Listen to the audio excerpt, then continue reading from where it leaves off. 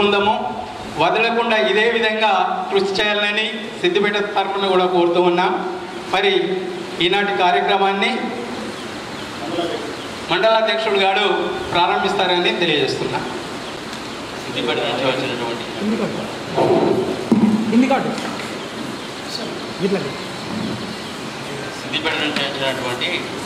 మన జిల్లా అధ్యక్షులు డాక్టర్ సతీష్ గారు, కస్తూరి సతీష్ గారికి హృదయపూర్వక నమస్కారాలు చేస్తున్నాం. మరి అంతేకాకుండా మన క్యాండిడేట్ తెలంగాణ పద్మశాలి సేవా సంఘం అధ్యక్షులుగా పోటీ చేస్తున్నటువంటి బూర మల్లేశం గారికి మా హృదయపూర్వక నమస్కారాలు చేస్తున్నాం. మరి ఈరోజు పట్టణాధ్యక్షులు మన కోడి సత్యనారాయణ గారు వేదిక అలంకరించవలసిందిగా కోరుతున్నాం. మరి మండల కార్యదర్శి వెంకటనారాయణ, గుడ్డెపల్లి లక్ష్మి గుడి కార్యదర్శి వేదికను అలంకరించవలసిందిగా కోరుతున్నాం.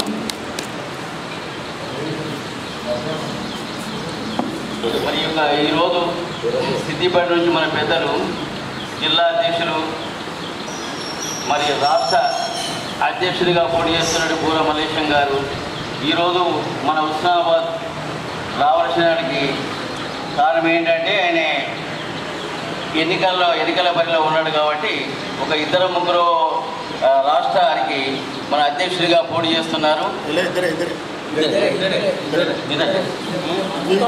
అయితే ఈ 33 జిల్లాల్లో ఇద్దరే టగ్గాఫర్గా పోటీ చేస్తున్నారు. మరి అత్యధిక మెజార్టీతో మన మల్లేశంను మనం గెలిపించాలి.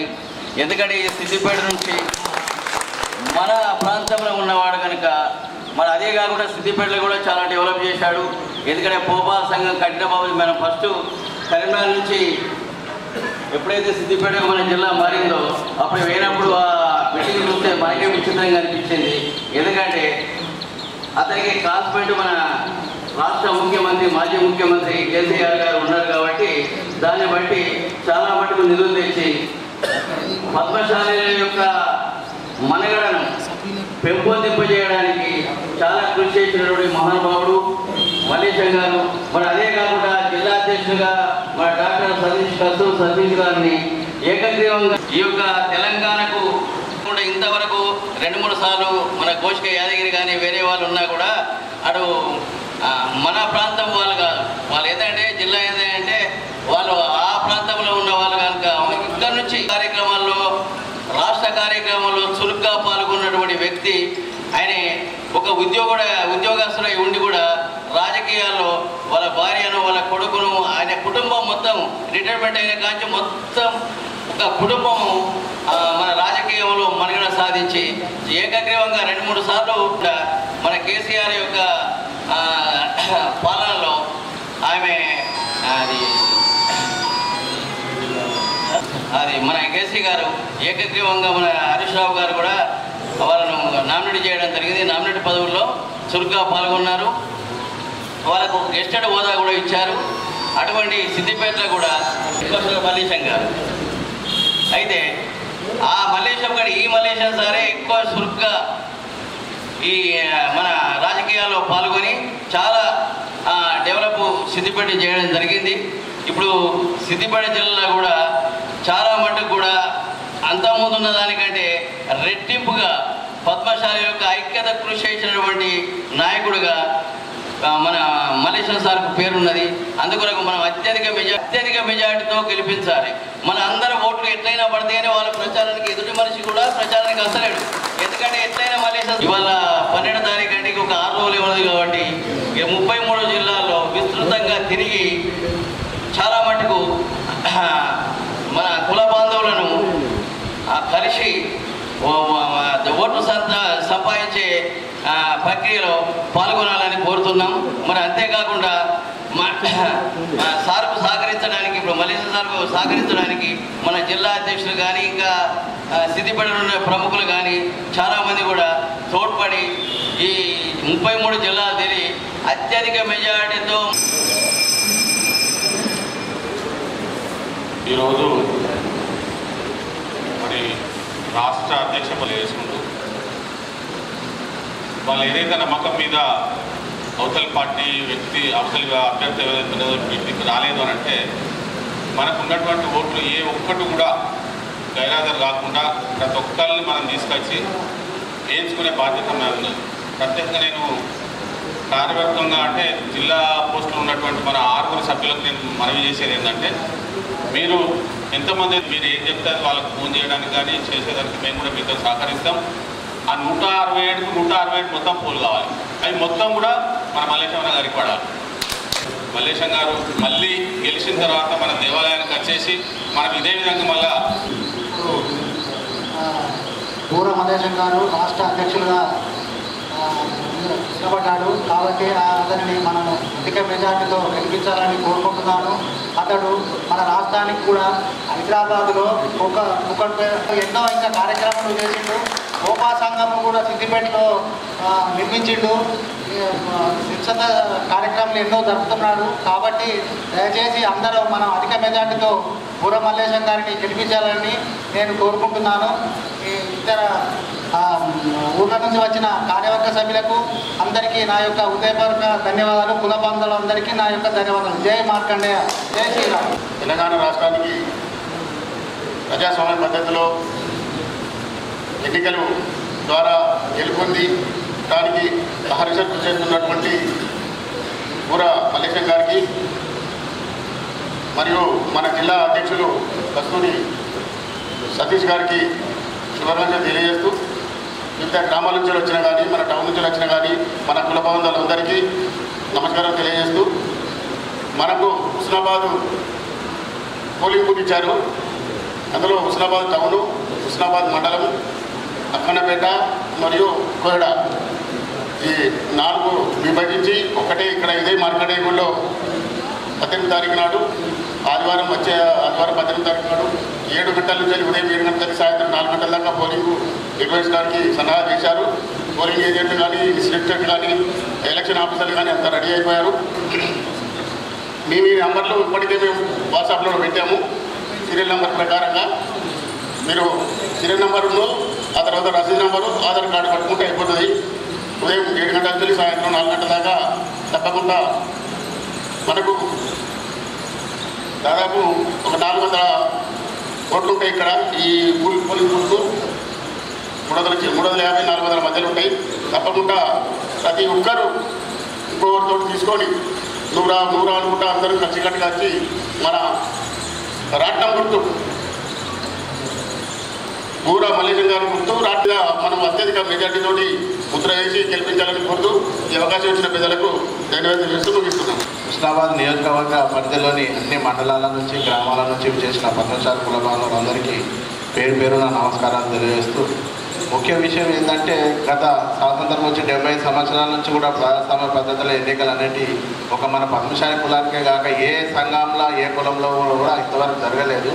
ఎప్పుడైనా కూడా నామినేటెడ్ పోస్టులే జరుగుతుండే. అవి వాళ్ళ అక్కడ కరీంనగర్, మన నల్గొండ, ఖమ్మము, హైదరాబాద్ పరిసర ప్రాంతాల వాళ్ళే ఉంటారు. వాళ్ళు ఎప్పుడు కూడా గ్రామాలు, మండలాలు, ఇలా మారుమూల ఉన్న నియోజకవర్గాలు సాధక బాధకాలు పద్మశాలీల గురించి పట్టించుకున్న పాపాన్ని ఎప్పుడు పోలేదు.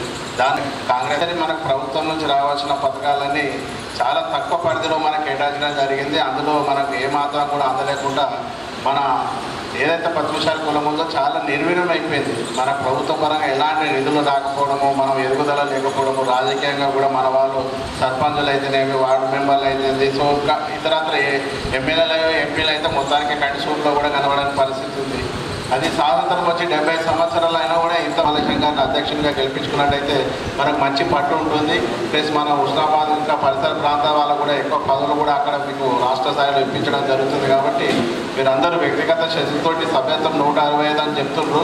65, 165 ఉందని సంతోషం కాదు. ఆ 165 మందిని తీసుకొచ్చి బ్యాలెట్లు వేయించినప్పుడే మనకు సంతోషంగా ఉంటుంది, మనకు మెజార్టీ కూడా వచ్చే అవకాశం ఉంటుంది. కాబట్టి మరి అది ఓటర్ కూడా ఓటు చేయాలంటే అంత ఈజీగా రాడు. వాళ్ళకు కూడా పనులు ఉంటాయి, ప్లస్ ఆదివారం ఉంది, మళ్ళీ దానికి సంబంధించి కొన్ని శుభముహూర్తాలు ఉన్నాయి. కాబట్టి వ్యక్తిగత శ్రద్ధతో వచ్చి ఓటు వేసి ఇతర పనులు పోవాల్సిందిగా మీరు అందరూ ప్రచారం చేసి మన మల్లేశం గారిని అధిక మెజార్టీతో గెలిపించాలని చెప్పి కోరుతున్నాము. చేసినటువంటి కుల బాంధవులందరికీ కూడా నా యొక్క మనస్ఫూర్తిగా నా యొక్క నమస్కారాలను తెలియజేసుకుంటాము.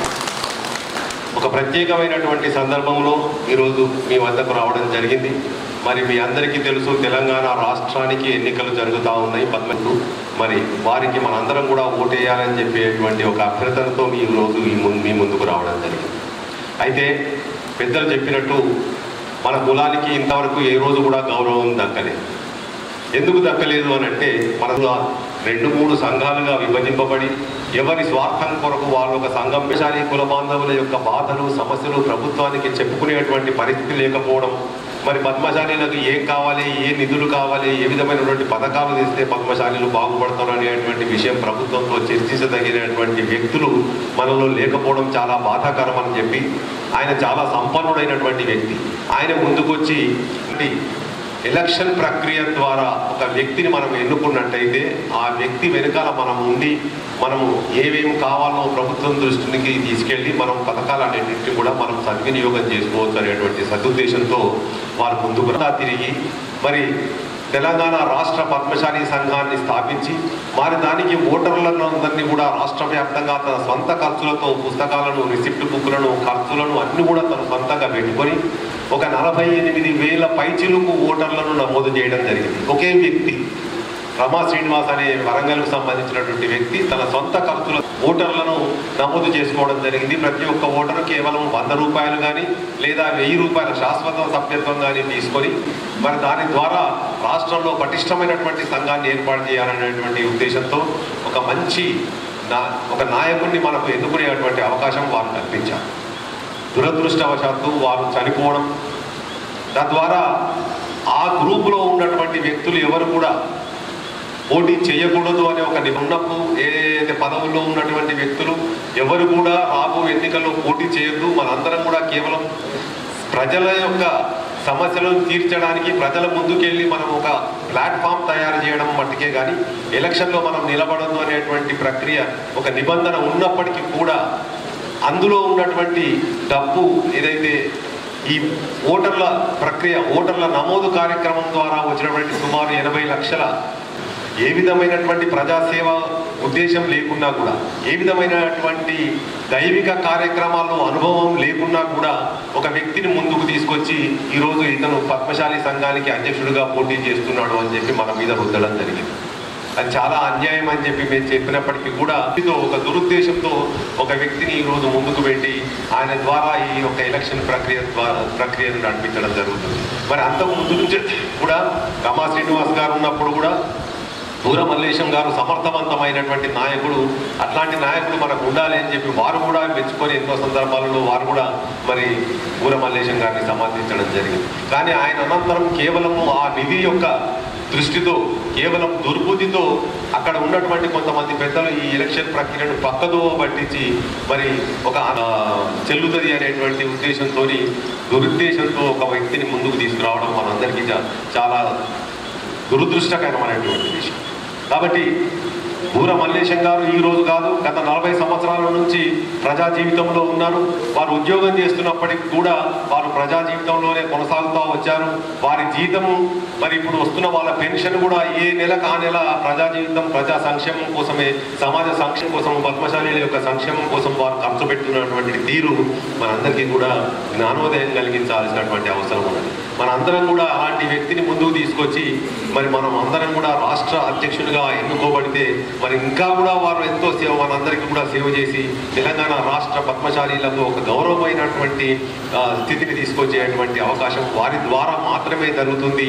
వారికి ఉన్నటువంటి రాజకీయ పరిచయాలు, వారికి ఉన్నటువంటి సమాజ సేవ, వారికి ఉన్నటువంటి ఆధ్యాత్మిక దృక్పథం కానీ భవిష్యత్తు పద్మశాలీలకు తీసుకురాగలిగేటువంటి అవకాశం వారికి మాత్రమే ఉంది. కాబట్టి మనందరం కూడా మూకుమ్మడిగా మనకు హుజురాబాద్ పరిధిలో ఉన్నటువంటి 436 ఓట్లు ఇక్కడ ఒక పోలింగ్ స్టేషన్లు పెడుతున్నాం. ఒకటి సిద్దిపేట అర్బన్, సిద్దిపేట రూరల్, ఒకటి చేర్యాల, ఒకటి గజ్వేల్, ఒకటి దుబ్బాక, ఒకటి హుస్నాబాద్. ఈ హుస్నాబాద్ పోలింగ్ బూత్లో హుస్నాబాద్ పట్టణము ఓటర్ల లిస్టులను కూడా ఇప్పుడు మీకు ఇవ్వడం జరుగుతుంది.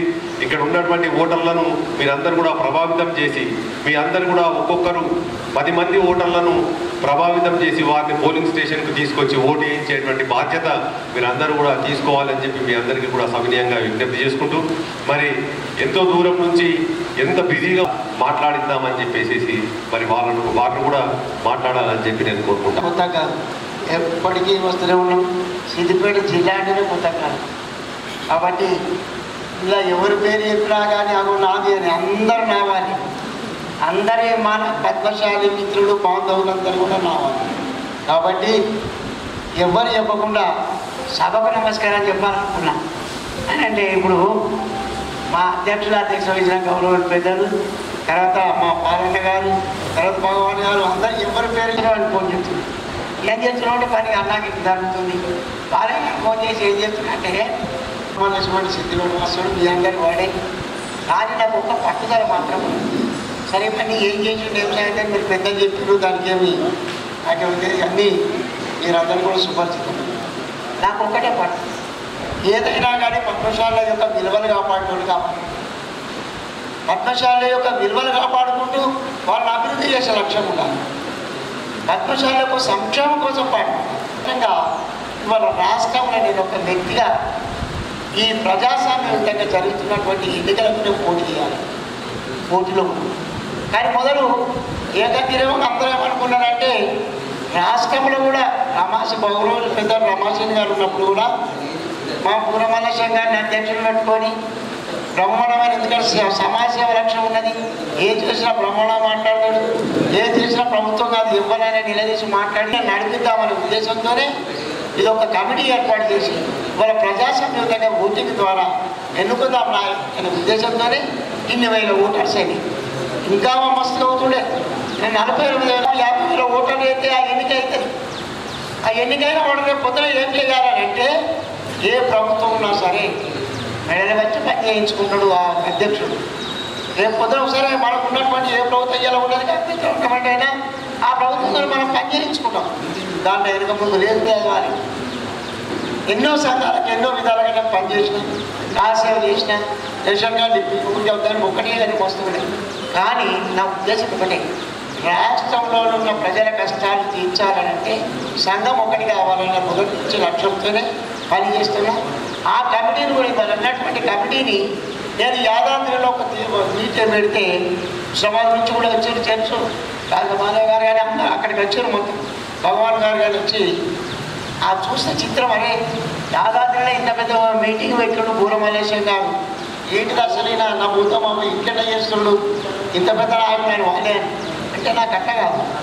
ఎందుకు ఒకటి సంఘం 10 సంఘాలు ఉండద్దు, ఒకే సంఘం ఉండాలి, ఒకే మాట ఉండాలి, ఒకే రాష్ట్రం ఉండాలి అనే ఉద్దేశంతోనే నేను పెట్టినా. ఒకే పద్మశాల ఒక మాటనే ఉండాలనే ఉద్దేశంతోనే వీటిని ఒక్కతాటిగా అక్కడ తీర్మానం చేసిన.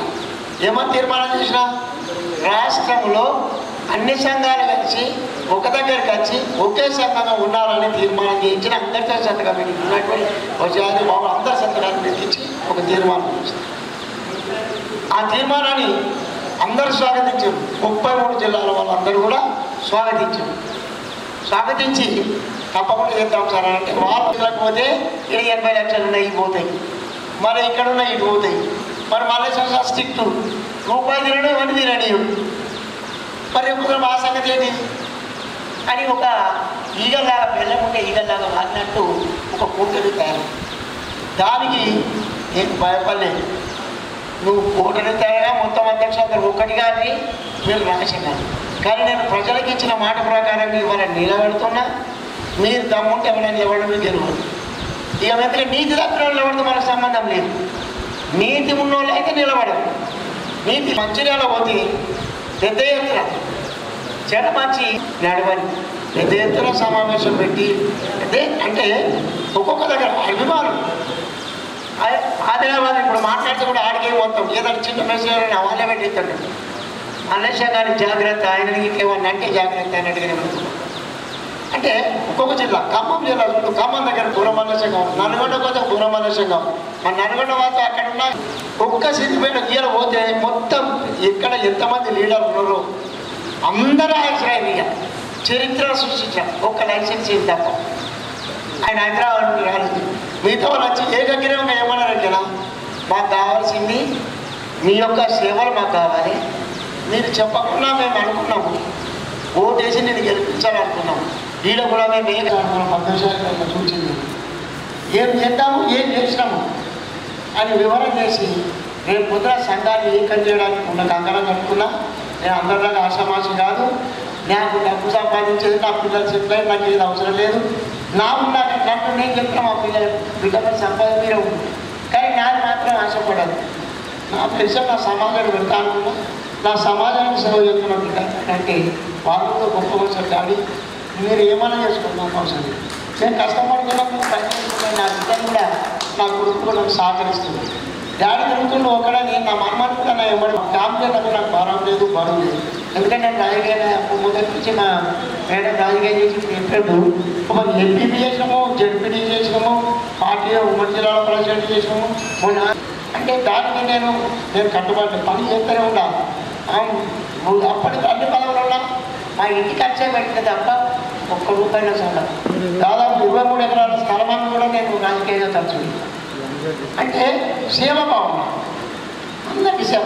ఇంకా అమితమైన ఏంటంటే చిన్నప్పటి నుంచి పరమేశ్వరుని సేవ చేయాలని హుజరాబాద్ నుంచి ఎలకదుర్తి నుంచి మేమందరం పోయి ఓట్లు వేయడం కూడా జరిగింది. కానీ అప్పటికి ఇన్ని ఓట్లు లేవు. ఇప్పుడు 48,000 ఓట్లు అంటే అప్పుడు 5,000 6,000 ఓట్లు ఉన్నాయి. అక్కడికి పోయినా మేము అక్కడనే ఓట్లు వేసినాము, వచ్చినాం. అప్పుడు యాదగిరి గెలిచిండు. ఆ యాదగిరి తర్వాత మళ్ళీ బాబురావు నేనే ప్రెసిడెంట్ అయ్యాడు, మళ్ళీ ఇంకో ప్రెసిడెంట్ అయ్యారు. మనకు ఒక విలువ కూడా ఒట్టుకునేది. మన పద్మశాలీలే ఆ బాబురావును కొట్టడానికి కూడా చాలామంది ప్రయత్నించారు, కొట్టిండ్రు, మెల్లబట్టి నూకేసిండ్రు. ఎవరో వాళ్ళే ప్రకటించుకున్నారండి. ఇప్పుడు అటువంటిది లేకుండా ఒక క్రమ పద్ధతిలో తీసుకొచ్చినటువంటి వ్యక్తి మన బూర మల్లేశం గారు. ఇప్పుడు ఖచ్చితంగా మీరు గెలవాలి. ఈ పద్మశాలి సమాజానికి జిల్లాలో కాకుండా రాష్ట్రంలో మంచి పేరు తేవాలని మేము కోరుకుంటున్నాం. ధన్యవాదాలు. జై పద్మశాలి. ప్రధాన కారణం ఏంటంటే మన ఓటర్ల సంఖ్య కూడా ఎక్కువనే ఉంది. తెలంగాణ లోపల సభ్యత్వ సేకరణ లోపల మనం 2వ స్థానంలో ఉన్నాం. సిద్దిపేట ఓటర్ల సంఖ్య 3,687. రాష్ట్రంలో మొత్తం ఓటర్ల సంఖ్య 48,381. దీన్ని చూసుకుంటే మనం 3,687 ఓట్లతోని 2వ స్థానంలో ఉన్నాం. మరి 3,687 ఓట్లలో కనీసము ఒక్క బూత్ లోపల 10 మంది ఊరికి పోతుండొచ్చు. ఏమైనప్పటికీ అందరినీ కూడా మనం పిలిపించి ఈ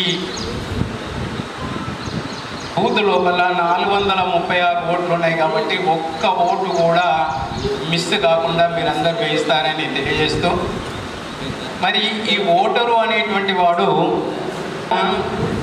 3 మండలాలకు సంబంధించినటువంటి వారికి బూత్ ఏర్పాటు చేశాం. ఇది సిద్దిపేటకు దాదాపు 36-37 కిలోమీటర్ల దూరం ఉందని చెప్పి మన జిల్లా అధ్యక్షులు, నేను, ఇంకా మన శ్రీనివాస్ ఇట్లా అందరం ఆలోచన చేసి ఎక్కడోళ్ళకు అక్కడనే బూత్ ఏర్పాటు చేస్తే బాగుంటుంది అనేటువంటి దృక్పథంతో ఈ హుస్నాబాద్ పట్టణ కేంద్రం లోపల ఒక బూత్ ఏర్పాటు చేశాం. మరి ఈ బూత్ ఏర్పాటు చేసినప్పుడు రాష్ట్రం లోపల ఎట్లా చేస్తారంటే ఆ జిల్లా లోపల ఎవరికి ఇబ్బంది లేకుండా మండలం వారీగా ఎంతమంది ఓటర్లు ఉన్నారు అనేటువంటిది ఇక్కడ వేరు చేశాం. ఎందుకంటే సిద్దిపేట ఓటర్లు ఎవరు కూడా మీ ఓటర్ లిస్టులో ఉండరు.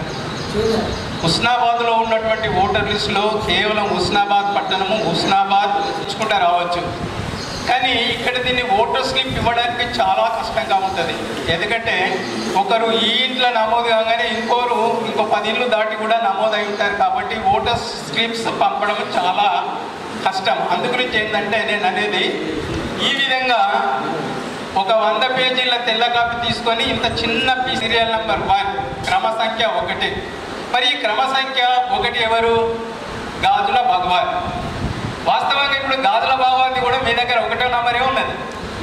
మరి 1వ నంబర్ వేసి పేరు గాజుల భగవాన్ రాసేయాలి. మరి గాజుల భగవాన్ అనేటువంటి వాడు హుస్నాబాద్ మండలానికి చెందినవాడు. కింద హుస్నాబాద్ మండలం అని రాయాలి. సీరియల్ నెంబర్ 1 2లో గాజుల భగవాన్, 3 హుస్నాబాద్ మండల్. అంటే ఓటరు యొక్క క్రమ సంఖ్య, ఓటరు పేరు, ఓటర్ మండలం. ఇక తండ్రి పేరు, ఆధార్ నంబరు, ఫోన్ నంబరు ఏది అవసరం లేదు. ఈ స్లిప్ పట్టుకొని చక్కగా ఎలక్షన్ సిబ్బంది దగ్గరికి పోతే వాళ్ళు హుస్నాబాద్ మండల్ లిస్ట్ తీస్తూ ఉంటుంది. తర్వాత అక్కడపేట ఉంటుంది, తర్వాత కోయిడా ఉంటుంది. సీరియల్ నెంబర్ 1 అనేటువంటిది హుస్నాబాద్ గురించి, గాజుల భగవాన్ గురించి చెప్తున్నాం కాబట్టి సీరియల్ నెంబర్ 1 అని చూసుకుంటాడు. గాజుల భగవాన్ ఆ స్లిప్ మీద ఏమున్నది? గాజుల భగవాన్ రాస్తున్నది. మరి ఆయన ఏ మండలము? హుస్నాబాద్. అంటే మొదటి పేజీలనే ఇప్పుడు గాజుల భగవాన్ చెప్తాడు మనకు. ఆ గాజుల భగవాన్కి ఏం చేస్తారు? అది చూసుకుంటారు, ఇలా అండర్లైన్ చేసేస్తారు. చేసేసి గాజుల భగవాన్కు బ్యాలెట్ ఇస్తారు. ఒక్క 5 నిమిషాలలో గాజుల భగవాన్ ఓటేసి బయటకు వచ్చేస్తాడు. అయితే ఇప్పుడు ఇది సులభంగా ఉండడానికి మేము ఈ విధంగా ఓటర్స్ తయారు చేశాం. రాష్ట్రం లోపల 33 జిల్లాలో సిద్దిపేట జిల్లా పేరు లేకుండా ఏ మీటింగు అంటూ జరగదు. ఇప్పటికి ఒక 4 సార్లు ఎలక్షన్ విధానం మీద డాక్టర్ గారు నేను మీటింగ్కు పోయాం. నిన్న కూడా నేను మీటింగ్ పోయి వచ్చాను. అప్పుడు కూడా వాళ్ళు అదే అంటారు, సిద్దిపేట అన్నిట్లలో నంబర్ 1. మరి సిద్దిపేట అన్నిట్లలో నంబర్ 1 అంటే మనం కూడా కూర మల్లేశంను నంబర్ 1 తేవాలి. ఈ హుస్నాబాద్లో 167 ఓట్లు ఉంటే 167కు 167 అనేటువంటిది ఖచ్చితంగా రావాలి.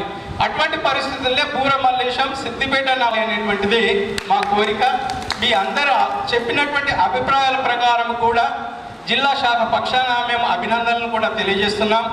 మీరు ఇదే విధంగా ఉండి కూర మల్లేశంను ఏకగ్రీవంగా ఎన్ని ఓట్లు అయితే ఉంటాయో అన్ని ఓట్లు పడేటువంటి మీరు ప్రయత్నం చేస్తారని ఆశిస్తూ ఉన్నాం.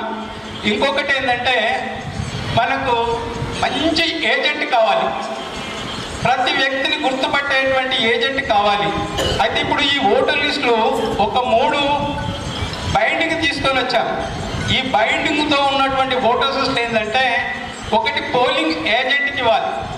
పోలింగ్ ఏజెంట్ మనమే స్ట్రాంగ్ ఉండాలి. ఆ పోలింగ్ ఏజెంట్ అది మీరే నిర్ణయం చేసుకోవాలి. మళ్ళీ ఆ పోలింగ్ ఏజెంట్కు రిలీవర్ కూడా కావాలి. అంటే 2 ఏజెంట్లను మీరు ఎంపిక చేసుకొని పెట్టుకోండి. స్ట్రాంగ్ పర్సన్ ఉండాలి. అలానే వ్యక్తి అవునా కాదా అనేటువంటి నిర్ధారణ చేసేటువంటి వ్యక్తి కూడా కావాలి. ఇది 3 లిస్టులు ఇప్పుడు మేము హుస్నాబాద్ వాళ్ళకే ఇస్తాం. ఒకటేమో పోలింగ్ ఏజెంట్కి ఇవ్వాలి. ఇంకా 2 లిస్టులు ఏంటంటే, మనం బయట కూర్చుంటాం, పోలీసులకు కూడా మేము లెటర్ పెట్టాం కాబట్టి పోలీస్ రక్షణ కూడా ఉంటుంది. మనము 100 గజాల దూరం లోపల 2 మీ లిస్టు పట్టుకొని ఉండాలి. కోయడ మండలంలో ఎవరో అర్షనపల్లి జయకృష్ణ వచ్చాడు కోయడ మండలం నుండి. ఆ అర్షనపల్లి జయకృష్ణ ఇలా మనం తెలిసే ఉంటాడు కొందరికైనా. అన్న నా నంబర్ చెప్పంటే దాన్ని మనం కోయడ మండలి లిస్టు తీయాలి. ఇళ్ళకెళ్ళి కోయడ మండలం ఆ జయకృష్ణ దొరకబట్టి ఆయన సీరియల్ నెంబర్ ఎంత, ఆయన పేరేంది, ఆయన మండలింది. సీరియల్ నెంబర్ 15 ఆయన పేరు జయకృష్ణ, అనేది కోయడ మండలి. ఆ విధంగా స్లిప్ రాసిస్తే ఆయన ఈజీగా పోయి ఓటేస్తాడు. కనుక మీరు స్ట్రాంగ్ పర్సన్స్ని 2 ఏజెంట్గా ఎంపిక చేయండి. మరి మంచి అనుభవం ఉండి అంకిత భావం ఉండి వాళ్ళని మనం వచ్చినటువంటి ఓటర్స్ను కొనుక్కోవాలి. ఇప్పుడు మనం ఎలక్షన్లో వెళ్ళని కోరుకుంటూ ఉన్నాను. మరి ఓటు ఎలా వేయాలి?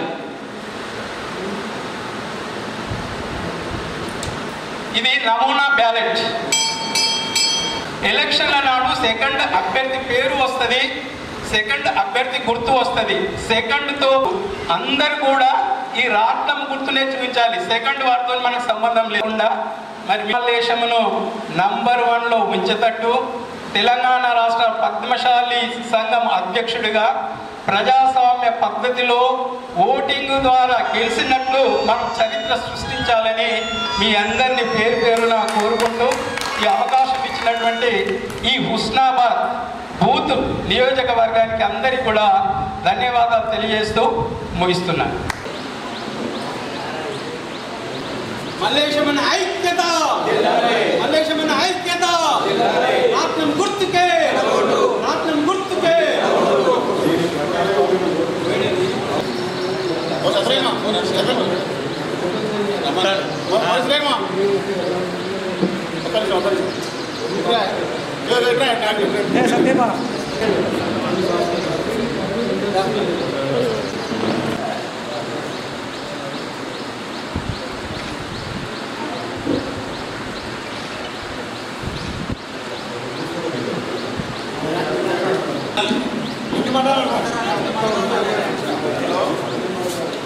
రమేష్ భాయ్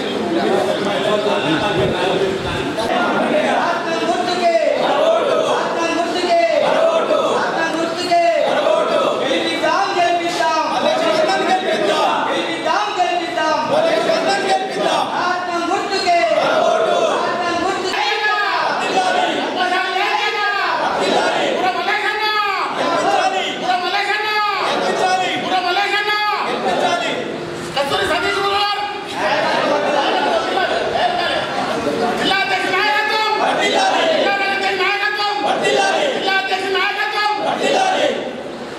పట్టణ నాయకత్వం పట్టణ నాయకత్వం ఫోటో మొత్తం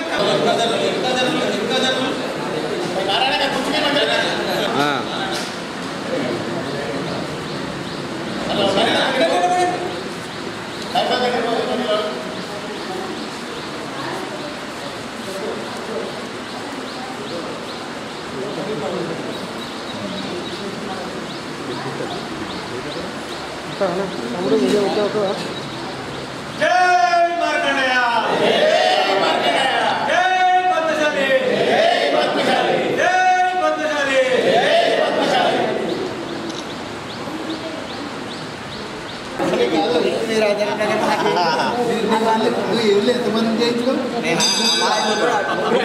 బాబా పక్క పొట్టి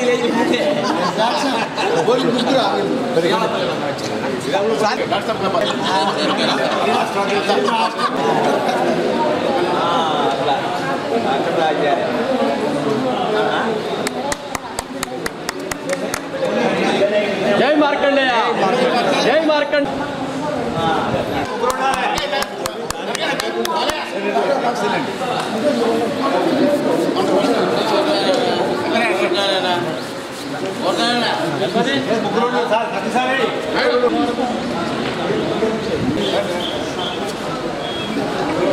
జై మార్కండేయ జై మార్కండేయ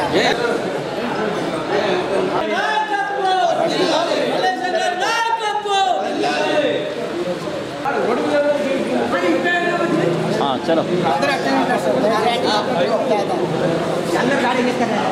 జై పద్మశాలి జై తెలంగాణ